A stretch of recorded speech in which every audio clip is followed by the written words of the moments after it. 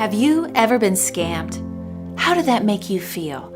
Did you know that the biggest scam in the history of the world has led to one of the greatest counterfeits ever?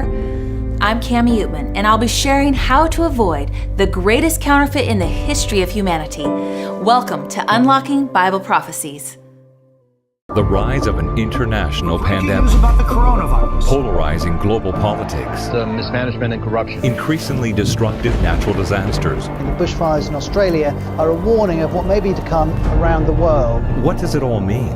What does the future hold? Join international speaker Cami Utman on a journey for answers in Unlocking Bible Prophecies. In her travels around the world, she's come face to face with real-life struggles, but in the midst of them, she's found miracles of hope. Join Cami Utman for Unlocking Bible Prophecies as she shares how Bible prophecy is being fulfilled faster than ever before.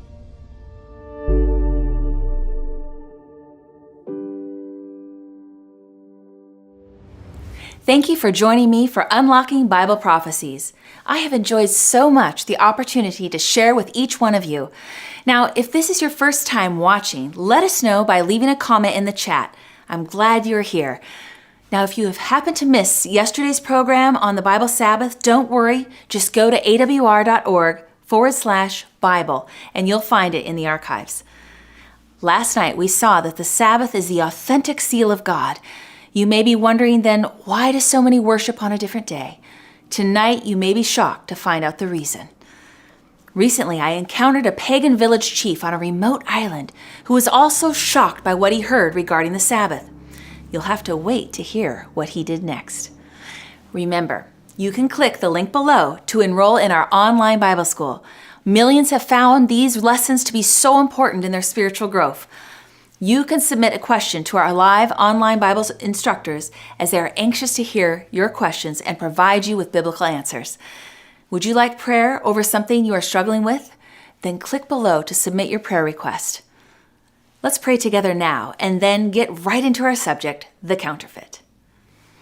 Heavenly Father, Lord, please have us become acutely aware of the times in which we live. Sharpen our minds, open our hearts to take in your truth, and have us be warned by your word of what we need to do, how we need to handle it, because we want to follow your path, Lord, and only you. So we love you, and in Jesus' precious, powerful name, amen. Have you ever noticed that things aren't always as they appear? Consider the story of the spider. Aristotle classified the spider as an insect. Insects, it was known, have 6 legs. Nobody questioned the great Aristotle for 1,700 years. It was just commonly assumed that spiders were insects and therefore had 6 legs. It was Jean-Baptiste Lamarck who presented the classification of the spider as an arachnid having 8 legs. Merely because something is believed for centuries does not make it true. Could it be that a tradition, like one of those long-held ideas, has slipped into the Christian church? Is it possible that many have accepted falsehood in the place of truth, and very few people today question it? Could it be that the Christian church has allowed man's tradition to overshadow God's way? A tradition so old that almost no one knows how it started. A tradition nearly all Christians accept, thinking they are following God's law, when in fact they are following the thoughts of man. That is why we have chosen this theme for our meetings. If it's in the Bible, then I believe it. If it disagrees with the Bible, then it's not for me. The book of Revelation predicts that Satan would attempt to mislead the Christian church. Revelation 12:9 says, "So the great dragon was cast out, the serpent of old, called the devil and Satan, who deceives the whole world. He was cast to the earth, and his angels were cast out with him." Satan is a deceiver. His goal is to overthrow God's throne. The foundation of any government lies in its authority and ability to make laws. If your subjects refuse to follow your laws, they really are refusing to be your subjects. Satan has attacked God's law, but right in the heart of his law is the Sabbath. So isn't it logical that Satan, the master of counterfeit, would attack the Creator by challenging the symbol of creation, the Sabbath? There are honest-hearted Christians who read the Ten Commandments written with God's own finger and see the fourth commandment in Exodus 20, verses 8 to 10, where it says, "Remember the Sabbath day, to keep it holy. 6 days you shall labor and do all your work, but the seventh day is the Sabbath of the Lord your God." When they read that, they become confused because the church that they're attending keeps Sunday, the first day, not the seventh-day Sabbath. Surely then, the holy day must have been changed in the New Testament. Strangely, the first day, meaning Sunday, is not even mentioned in Revelation anywhere and only shows up 8 times in other New Testament books. So if people think there is a command to keep Sunday holy, we should find it in one of these Bible passages talking about the first day, right? Let's study. Since millions of sincere and loving Bible-believing Christians worship on Sunday, why is the Bible curiously silent on this subject? Could it be that much more is involved here than actually appears on the surface? Yes. One of the greatest prophecies of the book of Revelation involves the subject of Sunday worship. But first, it would be impossible to understand this important prophecy unless the topic for today becomes crystal clear. There are only 8 New Testament scriptures regarding the first day of the week in the Bible. In the Bible, Sunday is always called the first day of the week. Saturday is always called the seventh day. Numbers are used to mark the days of the week from Genesis to Revelation. As we read these 8 scriptures, take a mental note of whether or not any of these texts suggests that the first day should now be kept holy. Consider text number 1, Mark 16:9.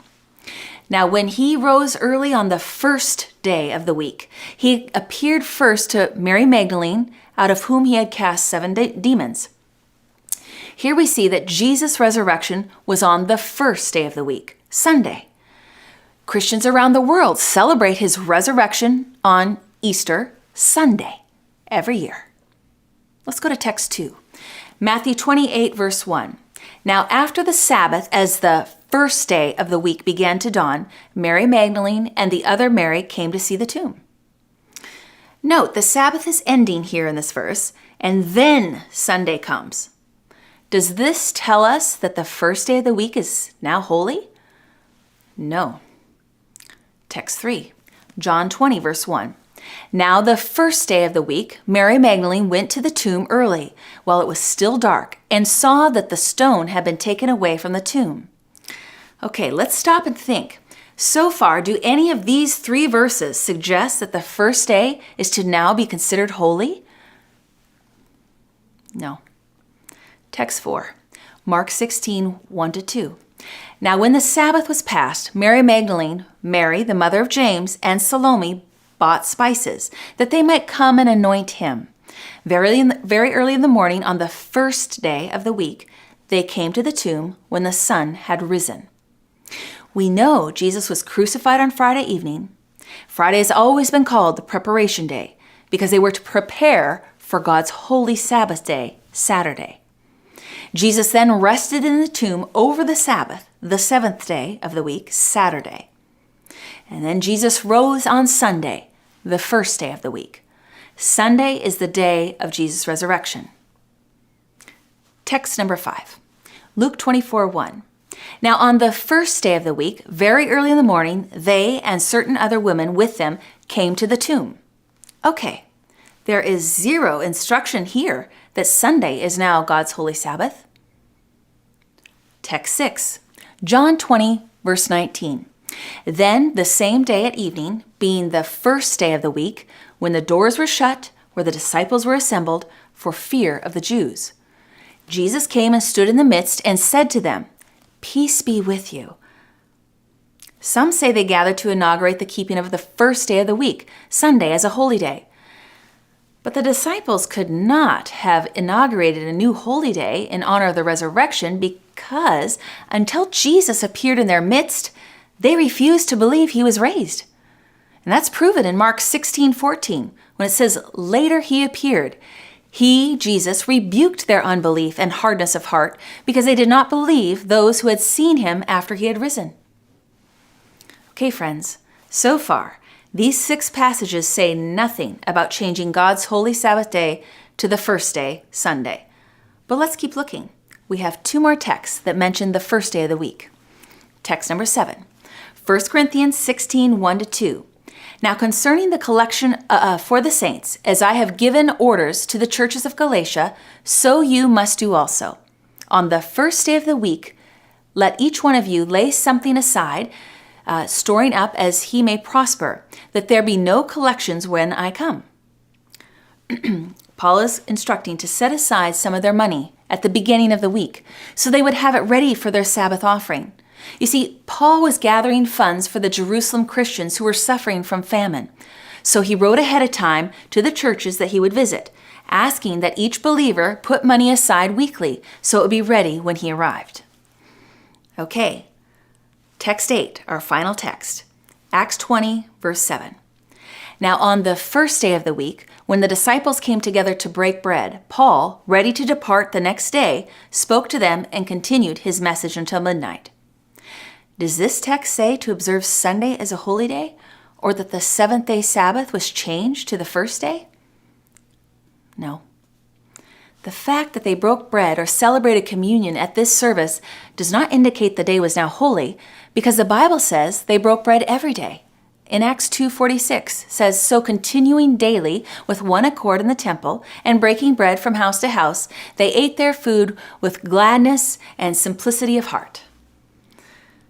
We have now looked at all 8 texts in the New Testament that refer to the first day. You have now seen for yourself that there was never any hint of any change. So how did a change in the day of worship come about? Is one of the days a counterfeit? Many honest Christians read in Luke 4:16 that Jesus, as his custom was, went to church on the seventh-day Sabbath. Christ said in Matthew 24:20 that his disciples would be keeping the Sabbath 40 years after the cross, when he said, "And pray that your flight may not be in winter or on the Sabbath." In Acts 13:42-44, the Apostle Paul taught almost a whole city to keep the seventh-day Sabbath. Christians then read in Revelation 1:10 that the Lord has a day. Then they read in Luke 6:5 that the Sabbath is the Lord's day. They read the same thing again in Mark 2:27-28 and Matthew 12:8. They are confused and ask, who changed the Bible's Sabbath? Well, certainly God didn't, because the Bible says, Malachi 3:6, "For I am the Lord, I do not change." I'm grateful for that, because I can have an assurity in his word that it's the same yesterday, today, and tomorrow. I love that about our God. Then they look at the Bible and they see Jesus didn't change the Sabbath, because the Bible promises in Hebrews 13:8, Jesus Christ is the same yesterday, today, and forever. So God did not change the Sabbath. Jesus would not change the Sabbath, and the disciples could not change the Sabbath. Acts 5:29, "But Peter and the other apostles answered and said, 'We ought to obey God rather than men.'" So the question is then, who did it? In the book of Revelation, chapter 13, there is a beast that rises up out of the sea. This chapter is where we read about the mark of the beast and 666. But notice how the beast is described. Now, friends, let me just say this. Beasts in the Bible are symbolic of kingdoms and powers, not actual monsters that come up out of the sea, okay? All right, Jesus loves us, and the book of Revelation is his love letter to us. So let's read that with that in mind. Revelation 13:1. "Then I stood on the sand of the sea, and I saw a beast rising up out of the sea, having 7 heads and 10 horns, and on his horn 10 crowns, and on his heads a blasphemous name." Here's a perfect example. Here's a beast in the Bible that represents a political or religious power or kingdom. This power that rises up is a blasphemous power. It claims rights and powers that only belong to God. It continues, Now the beast which I saw was like a leopard. His feet were like the feet of a bear, and his mouth like the mouth of a lion. The dragon gave him his power, his throne, and great authority. Who is the dragon? Satan. He imbues this power with great authority. The whole world listens to it declare its own laws in place of God's law. The Sabbath became a particular object of attack. To understand this beast, we go back to the book of Daniel, the 7th chapter. Here we have the same imagery as Revelation 13, a lion, a bear, a leopard, and the dragon. Daniel 7 gives us the key to unlock Revelation 13 and understand the whole subject of the mark of the beast and 666. I love that God has written His word so that from the beginning to the end, it's consistent and it all goes together. You need every bit of it. Let's look in Daniel 7, verse 2 and 3. Daniel spoke, saying, I saw in my vision by night, and behold, the four winds of heaven were stirring up the great sea, and four great beasts came up from the sea, each different from the other. Notice this key to interpret Bible prophecy. Daniel 7:17. Those great beasts which are four kings which arise out of the earth. Daniel 7:23. The fourth beast shall be a fourth kingdom on earth. So Daniel sees four beasts that represent four kingdoms.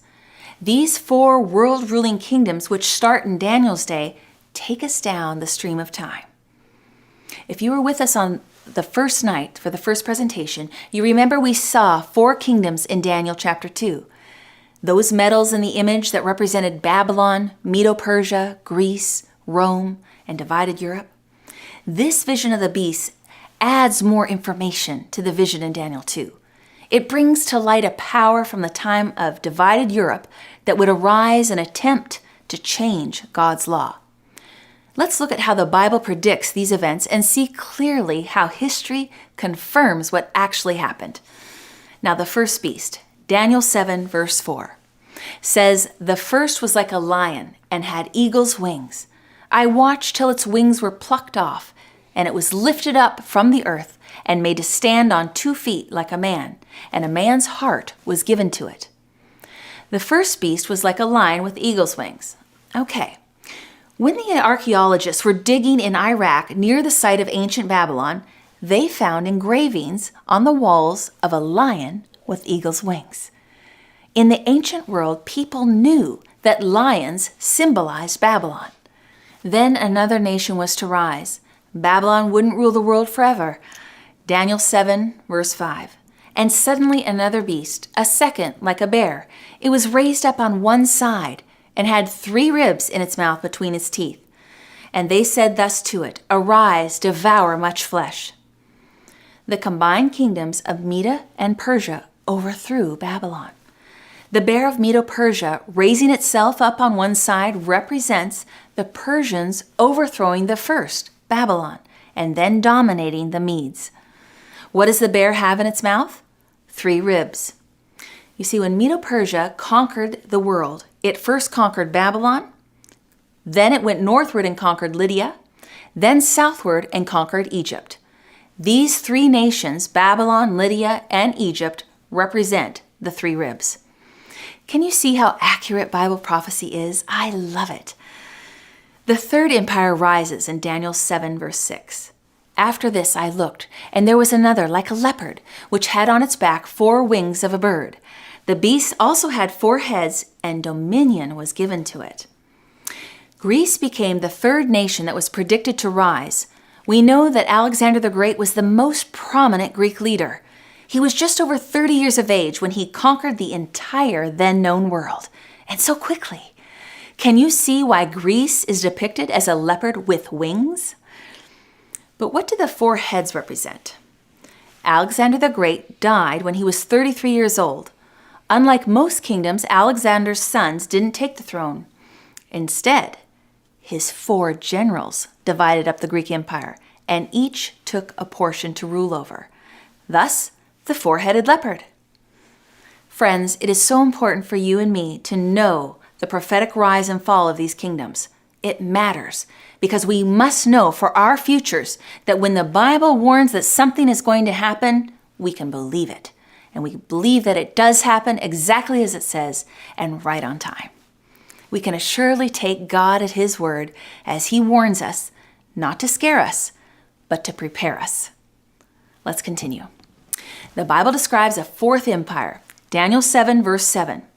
After this I saw in the night visions, and behold, a fourth beast, dreadful and terrible, exceedingly strong. It had huge iron teeth. It was devouring and breaking in pieces and trampling the residue with its feet. It was different from all the beasts that were before it. And it had 10 horns. It is very clear that this fourth beast with iron teeth represents the iron kingdom of Rome. This period takes us to the time of Christ, when Rome ruled the world. Christianity grew up in this Roman Empire. The Bible describes the collapse of the Roman Empire clearly in the symbolism of the toes of the image and the horns of the fourth beast. The image of Daniel 2 had feet and toes of iron and clay, representing Europe. The fourth beast here has 10 horns. History shows Rome was divided into 10 main divisions. Awesome. During the time the barbarian tribes were taking over Europe, religious apostasy entered the church and there was conflict over worship and the Sabbath was changed. Daniel 7 verse 8. I was considering the horns, and there was another horn, a little one, coming up among them, before whom 3 of the first horns were plucked out by the roots.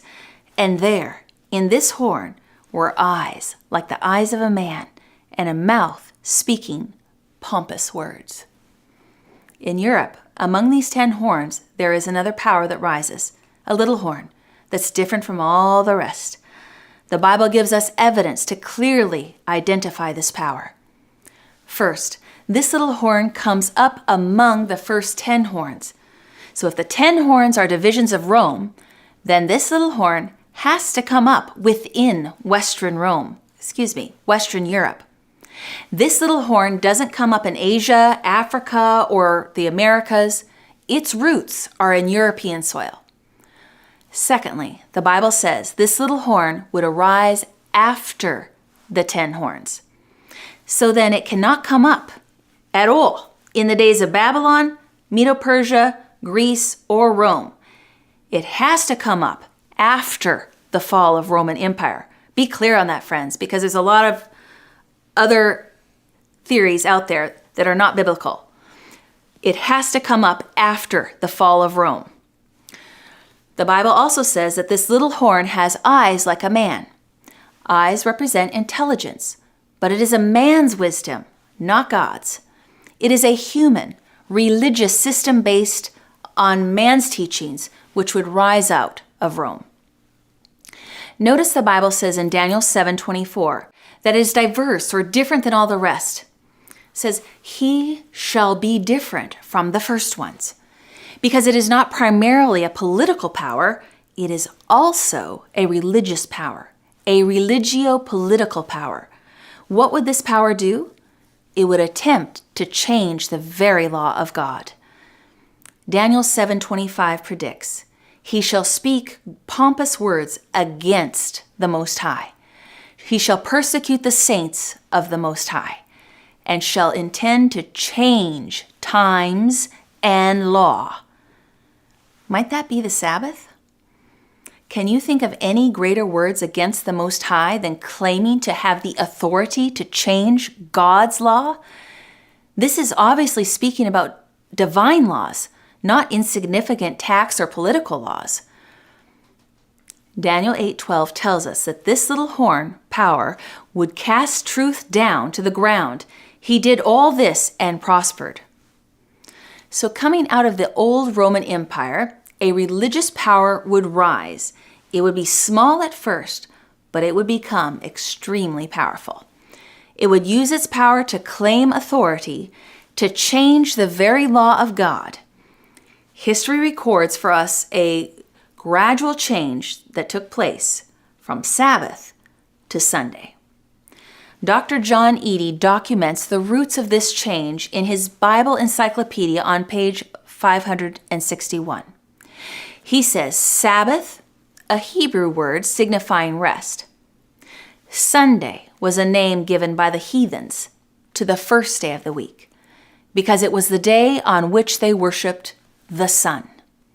Sun worship was accepted and prevalent through Egypt, Babylon, Persia, and Rome. Even the days of the week were affected. History shows us that the Greeks and Romans named the days of the week after planetary bodies. Many were called after their gods and goddesses. Let's look. Sunday, the day of the sun god. Monday, the day of the moon god. Tuesday is for Tuia, the god of war. Wednesday is Odin's day, the carrier of the dead. Thursday is the god of thunder, Thor. Friday, the day of Freya, the goddess of love, beauty, and fertility. Saturday, the day of Saturn, god of reaping harvest. So once again, mythology was incorporated into our way of thinking in today's society. Keep in mind that God, in the Bible, marks the days by numbers. So we have the first day, the seventh day, and that's all throughout Old Testament and New Testament. God refers to the days by numbers. All right, when you come to the 4th century, the Roman Emperor Constantine had strong devotion to worshiping the sun, even putting the sun god on the coins he minted. But he had a dilemma. Rome was falling apart. Constantine desired to unite his empire. He came up with what he thought was a brilliant idea.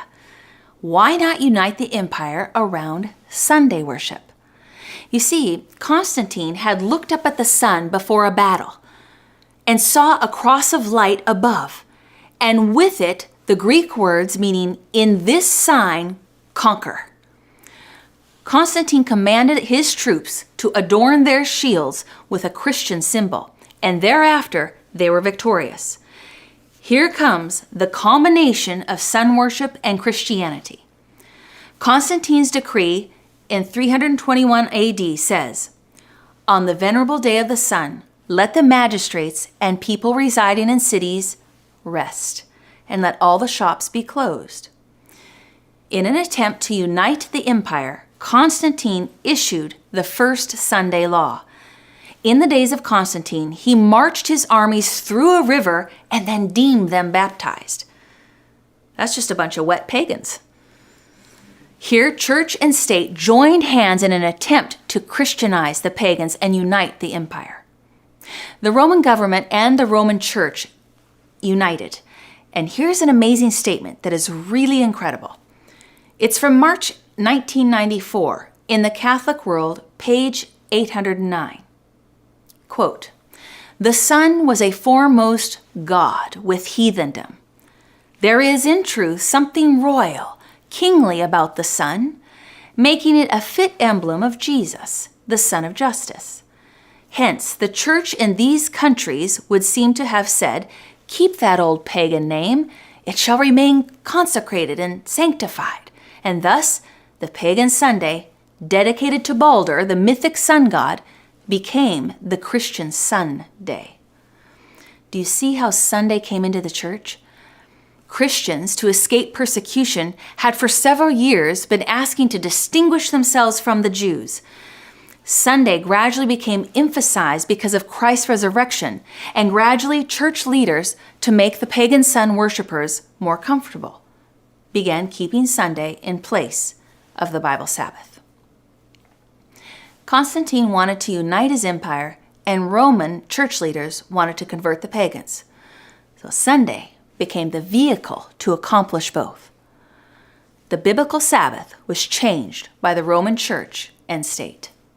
God didn't change it. Jesus didn't change it. The disciples didn't change it. And you would have to convince me that over 20 million Jews woke up one day and forgot what day of the week it was. As a nation, they have been keeping the Sabbath, the seventh day Saturday, since before the Exodus. The Catholic Church Council of Laodicea records the first prohibition of keeping the Bible Sabbath. The Roman Catholic bishops met there, and look at what happened at the Council of Laodicea in 325 AD.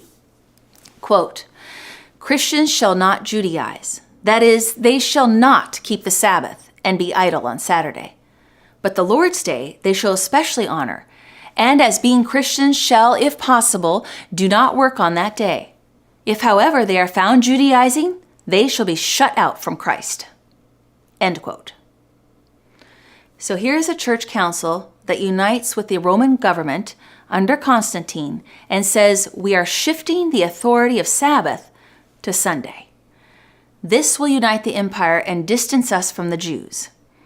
In doing so, however, they were unconsciously fulfilling Daniel's prophecy in Daniel 7:25, "and shall think to change times and laws," stressing that an earthly power growing up out of Rome would attempt to change God's law. God says, beware. Now let's go to the Convert's Catechism, a Roman Catholic instructional guide, and read the answer regarding the change of the Sabbath. This is very clear, friends. Question: which is a Sabbath day? Answer: Saturday is a Sabbath day. Question: why do we observe Sunday instead of Sabbath? Answer: because the Catholic Church transferred the solemnity from Saturday to Sunday. Now, I'd like to pause right here. It is important for me personally to tell you that we will be addressing a lot of heavy topics, and I will be quoting different historical documents that are not intended to accuse individuals, but to show prophecy fulfilling. I believe there are many priests and faithful believers in Roman Catholicism who serve God to the best of their ability and are seen by God as His children. The information quoted here is directed only towards the system, the Roman Catholic system, that has a number of doctrines which we will see clearly go against Scripture. And as truth seekers, it is my sincere desire to lay the clear Word of God before you, so you may decide for yourself what is truth and what is error. Okay, are you aware that the Catholic Church modified God's 10 Commandments? Let's go to their own document, the Catholic Encyclopedia, Volume 4, page 153. It says, quote, "The Church, after changing the day of rest from the Jewish Sabbath of the 7th day of the week to the 1st, made the 3rd commandment refer to Sunday as the day to be kept holy as the Lord's Day." End quote. The Catholic Encyclopedia states that the commandment regarding time had been changed by the Church. By the way, some may have noticed that this statement refers to the 3rd commandment, but we have already seen in the Bible with our own eyes that the Sabbath is the 4th commandment. The Roman power of the Middle Ages also changed the law of God by removing the 2nd commandment, the one prohibiting image, saint, idol worship. Since they now only have 9 commandments, gotta get it back to 10. So they took the 10th, "Thou shalt not covet," and divided it into 2. Solved. This illustrates the mindset of the Church overriding the Word of God. Carl Keating, one of the foremost Catholic lay scholars, wrote a book as a challenge to Protestants. This Catholic author is reasoning with Protestants, saying, if you want to go to the Bible, you should keep the Bible Sabbath. Let's read his words in Catholicism and Fundamentalism on page 38. Quote, "Fundamentalists meet for worship on Sunday, yet there's no evidence in the Bible that corporate worship was to be made on Sundays. The Jewish Sabbath, or day of rest, was of course Saturday. It was the Catholic Church that decided Sunday should be the day of worship for Christians in honor of the resurrection." End quote. In other words, if you don't want to go to the Bible, he's saying you should go back to the Catholic Church, who freely claims the authority to change God's law as it sees fit. Well, wait a minute. God gives clear warnings about messing with him or his word. Revelation 22:18-19. For I testify to everyone who hears the words of this prophecy of this book, if anyone adds to these things, God will add to him the plagues that are written in this book.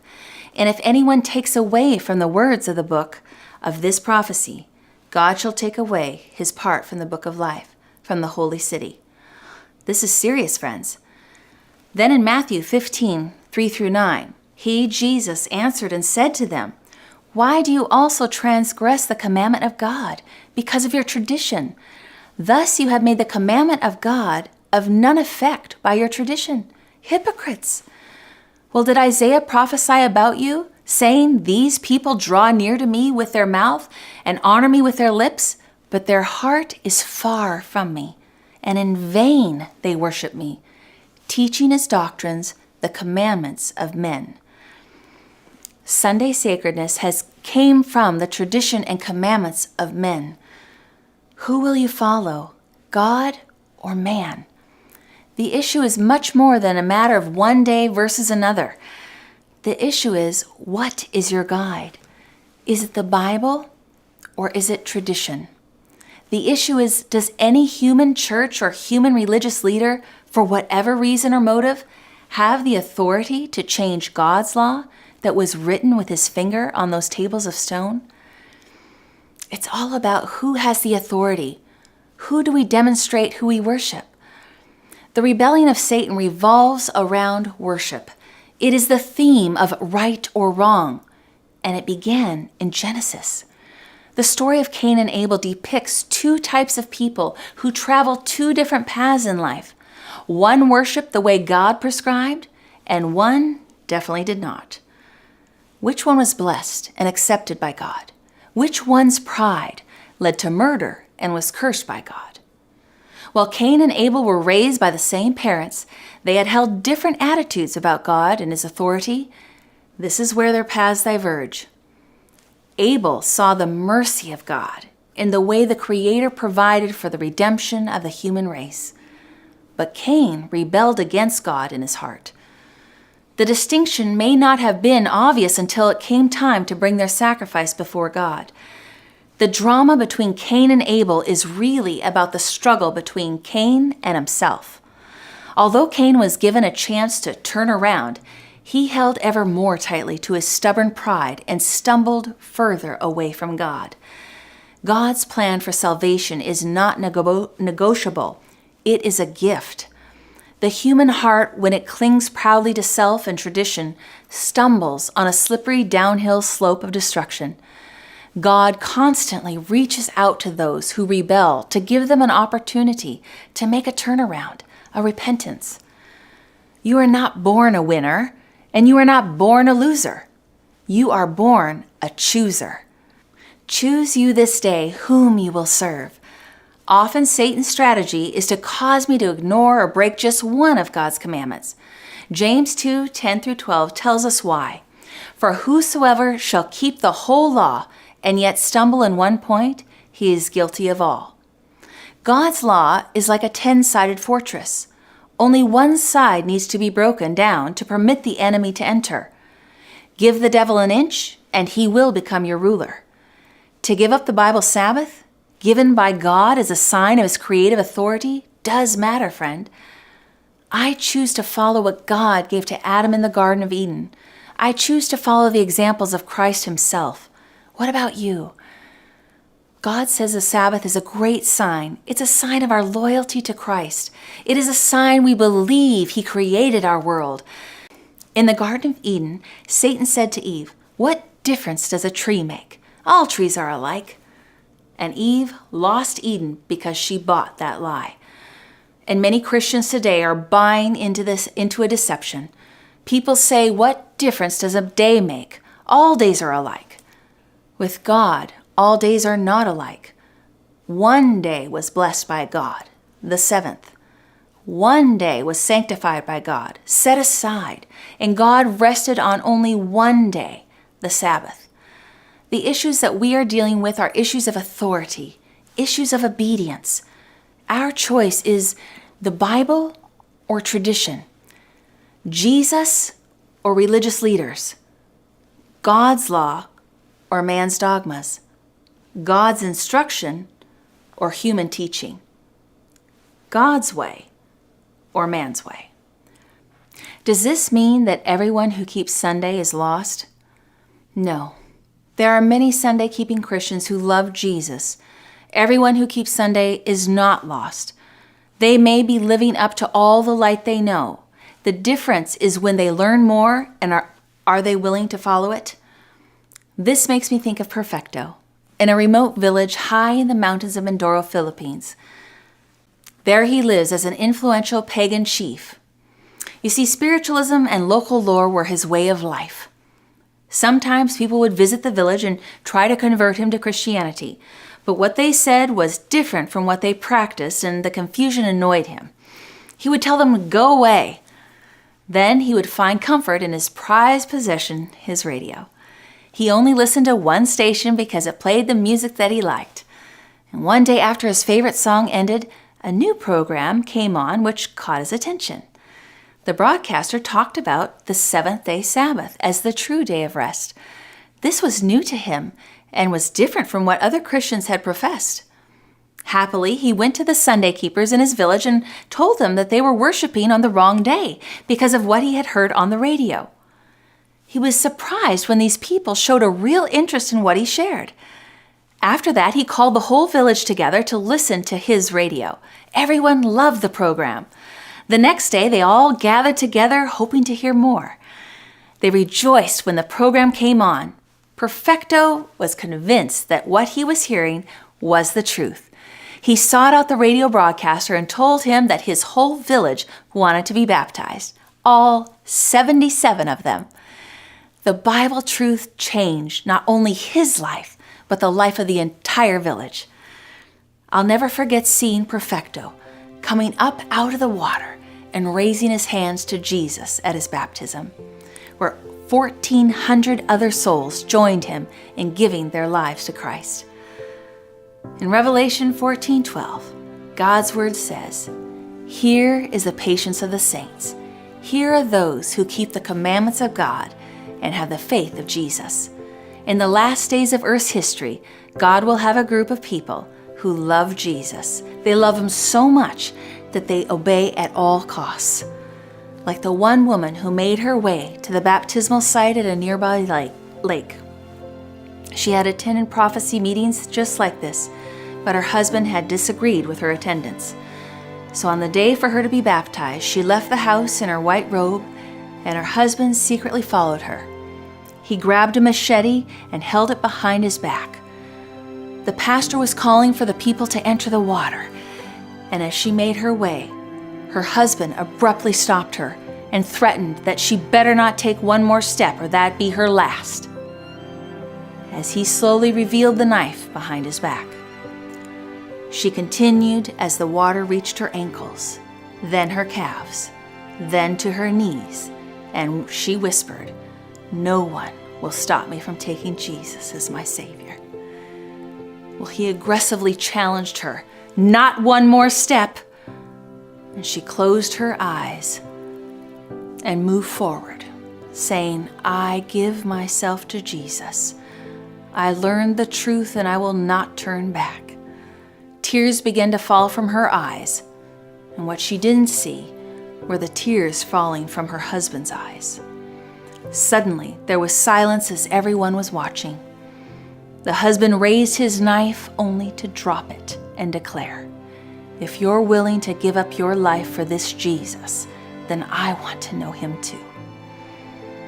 Friend, are you willing to follow wherever Jesus leads, regardless of the consequences? Though the road may sometimes be difficult, it leads to the tree of life in the city of God. Let's pray together. Heavenly Father, the truth is calling, and we cry out to you, Jesus, for mercy and strength. Give us the gift of discernment and understanding to see clearly as we place our trust completely in you. There is nothing in this world worth losing our own soul over. Protect our commitment to follow every Bible truth you reveal to us in your holy word. Bless each listener tonight. In Jesus' precious, powerful name, amen. Before we close tonight, friends, I would like to give you the opportunity to respond to the message you've just heard. If you would kindly answer one or more of the following options. The first option is, the subject of the Bible Sabbath is clear to me. If you agree, just click on that. Second, I understand that the Bible Sabbath is the seventh day of the week. Third, I accept and believe that the seventh day of the week is the Sabbath of God's holy commandments, and I want to keep the Sabbath day holy. Fourth, I would like more material about the Sabbath. And then last, some of you have already been asking about this. I would like to be baptized and begin the process to do so. Just go ahead and click the link to give your response. Friends, there are people standing by right now to answer any question you may have or to pray with you. Just click the link to be connected. Now, make sure you join me tomorrow night for this important topic that you won't want to miss. What does the Bible say happens when you die? You might find it different than what many people think. God bless you, and see you tomorrow for our topic, the grave, where we will be unlocking more Bible prophecies. Choose God's way. Good night, friends.